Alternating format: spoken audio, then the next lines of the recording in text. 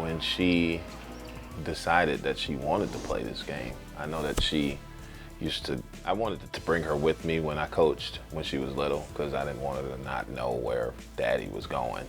And she never liked being in the gym at that point. But eventually, I guess around maybe 6 or 7 years old, she thought about wanting to do it. I've always trained her. Looking back on it, I guess upward basketball. She played at First Baptist Church in West Palm. She played upward, and that may have been, I think that was the first time I coached her. We used to be in the gym for so long.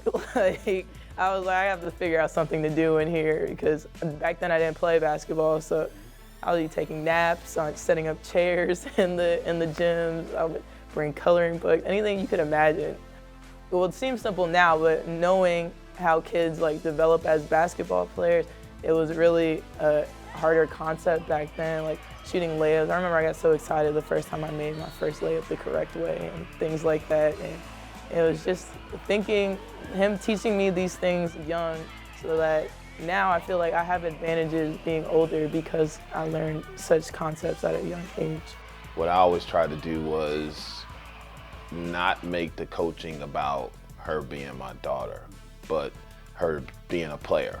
Now, when she started getting good, then the coaching elevated commensurate to the level where I thought she needed to be as a coach.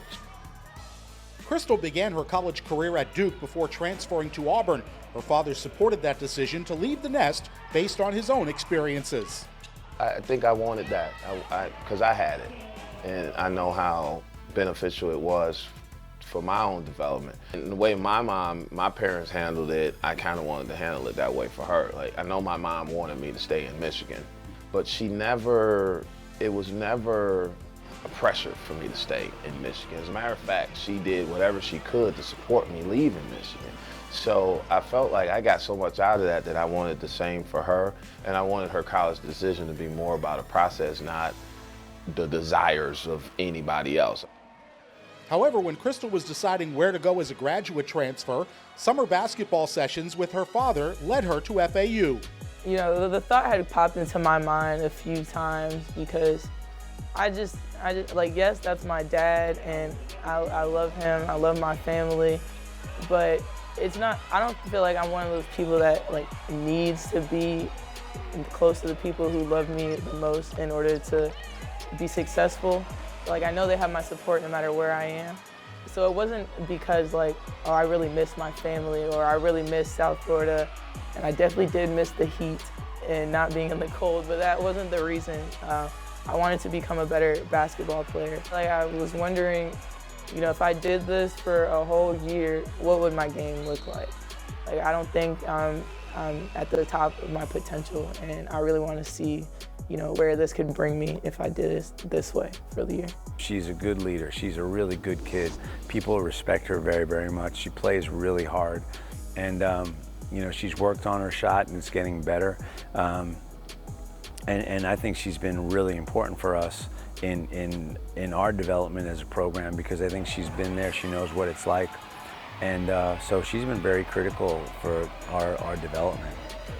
So what has this season been like for father and daughter, coach and starting forward?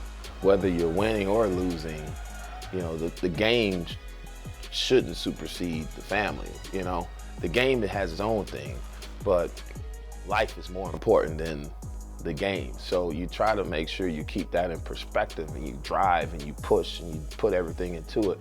But at the end of the day, it's a family thing, and it's my daughter, and I think it's allowed me the opportunity to get to know her as a player. And I think that's one of the biggest keys to being a coach, is getting to know the people that you're coaching. And I think because I know her, and that allows me to push her.